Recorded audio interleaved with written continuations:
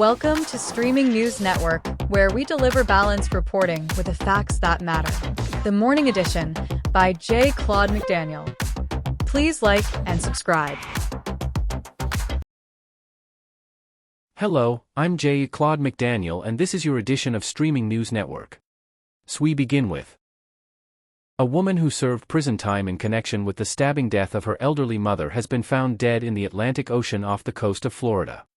Authorities say 63-year-old Patricia Brennan was discovered floating approximately 2 miles offshore near Boca Raton on Tuesday, August 4. A boater reportedly spotted the body shortly after 8 o'clock in the morning.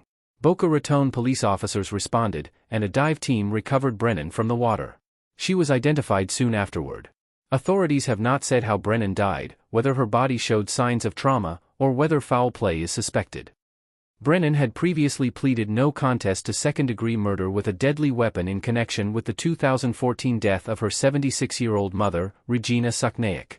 Brennan was sentenced to 10 years in prison followed by 10 years of probation. She was released in November 2022 after receiving credit for time already served. Investigators said Suknaik had reported being stabbed, beaten with a vodka bottle and held captive before escaping. She later died from her injuries. Brennan was also arrested in 2023 for trespassing at a hospital in Pensacola. This is Streaming News Network. A psychologist who studies coercive groups says an Ohio family accused of severely neglecting 16 children may have operated as what she calls a single-family cult. Authorities rescued the children on June 30 from a residence in Hamden, Ohio. The children reportedly ranged in age from 18 months to 18 years. Officials described the home as severely unsanitary and said some of the children appeared to have been deprived of basic education, social development, and essential life skills. For family members, Gary Siders Jr., Gary Siders Sr., Christina Siders and Elizabeth Siders, have each been charged with 16 felony counts of child endangerment. All four have pleaded not guilty and have sought competency evaluations, according to court records. Organizational psychologist Daniela Mestianek-Young, who specializes in cult dynamics, said the allegations resemble what is sometimes called a micro-cult, in which control and exploitation are centered within a single family rather than a larger organization. Court documents indicate Elizabeth Siders had her first child at 15 and later had several pregnancies involving twins. Authorities say the oldest child rescued from the home could not write or spell her own name. Officials described the living conditions as deeply disturbing, with one sheriff saying the situation was worse than conditions typically provided for livestock. The investigation and court proceedings are continuing. This is Streaming News Network. Bill Maher is taking aim at Democrats over what he described as the party's growing focus on the concept of whiteness. During his August 7 episode of Real Time with Bill Maher, the 70-year-old host criticized Wisconsin gubernatorial candidate Francesca Hong over previous comments about her proximity to whiteness.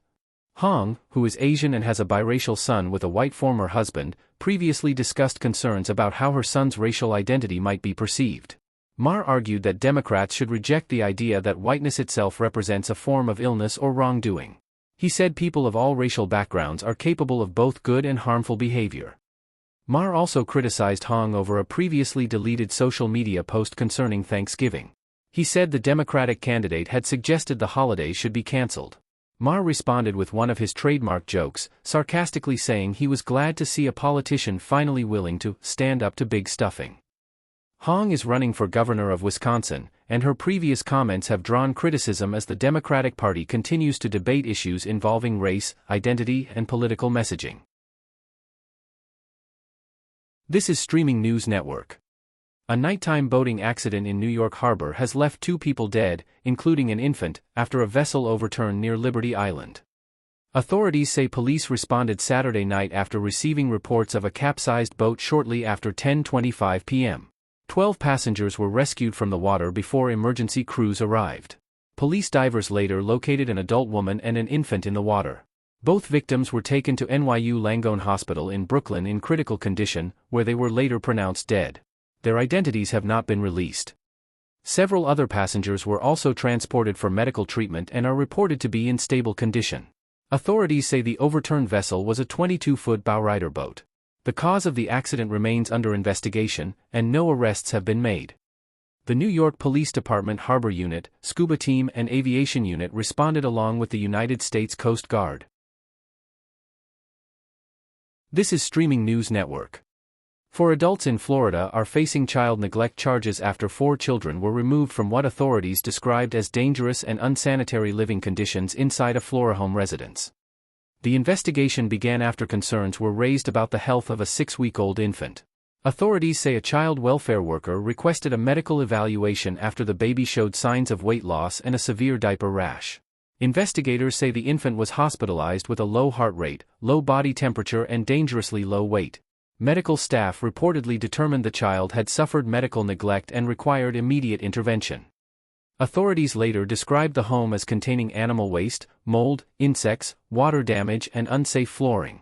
Investigators also alleged that one child was sleeping on a mattress covered with flies.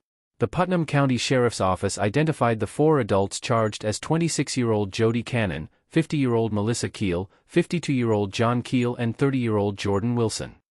Cannon faces charges including child neglect and aggravated child neglect.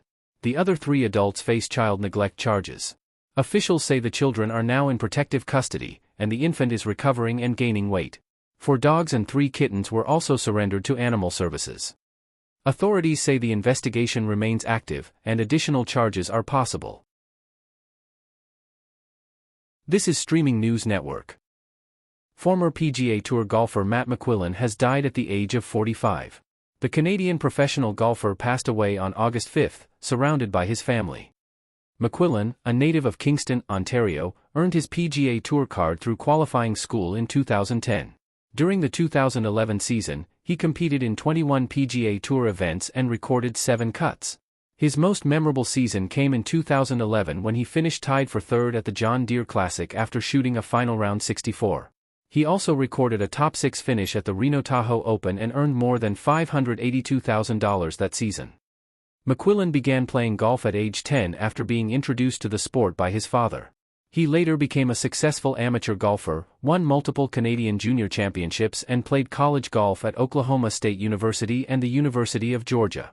He turned professional in 2003 and continued contributing to the sport after his playing career by working as a teaching professional and mentoring young golfers. A family statement described McQuillan as a respected golfer, devoted son, brother and friend who shared his passion for the game with others. The cause of death has not been released.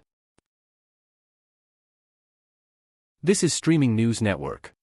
Television journalist Deborah Norville is celebrating her 68th birthday while reflecting on a remarkable career that made her one of the most recognizable faces in American news.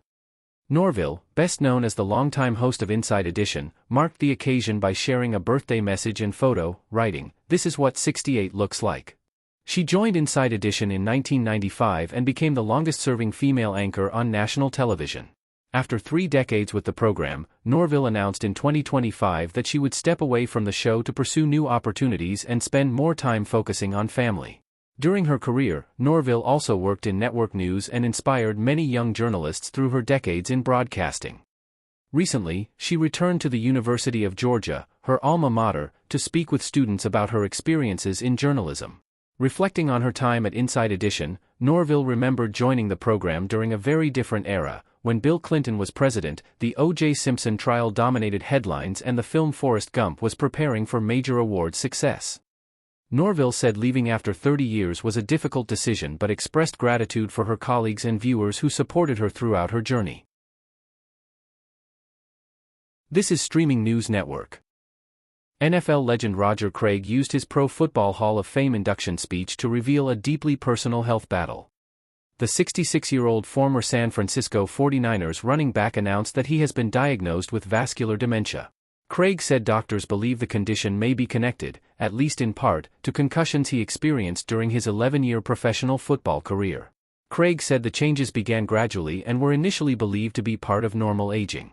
He explained that his family eventually noticed something was wrong, leading him to seek medical answers.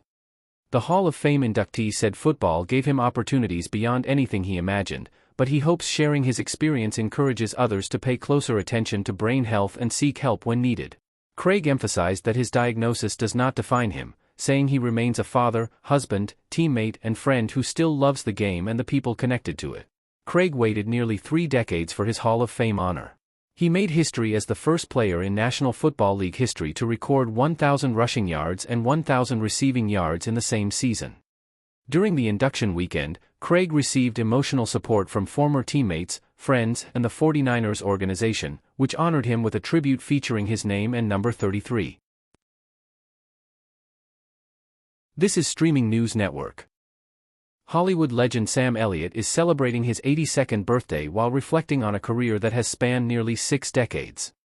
Known for his deep voice, signature mustache, and rugged screen presence, Elliott has become one of the most recognizable actors of his generation, with memorable roles in films and series including Tombstone, Roadhouse, The Big Lebowski, A Star is Born, and 1883. But Elliott's path to Hollywood success was far from guaranteed. After leaving college to pursue acting, he recalled that his father warned him the chances of building a career in Hollywood were extremely unlikely. Instead of giving up, Elliott moved to Los Angeles, studied acting, worked construction jobs, and served in the California Air National Guard while pursuing his dream. He made his film debut in 1967 and eventually earned recognition as one of Hollywood's leading Western and character actors. Although Elliott was often associated with cowboy roles, he later said he learned to embrace the qualities that made him unique rather than resist being typecast. His performance in A Star is Born earned him his first Academy Award nomination after decades in the industry. He later won a Screen Actors Guild Award for his role as Shea Brennan in the Western series 1883. Now in his 80s, Elliott continues to work in television and film, proving that the prediction he once faced about his Hollywood chances was far from accurate. I am Claude McDaniel for Streaming News Network. Thank you for watching and staying informed. Thank you for viewing Streaming News Network videos, and also short and special reports. Please like, subscribe, and tap the bell to be notified of additional reports.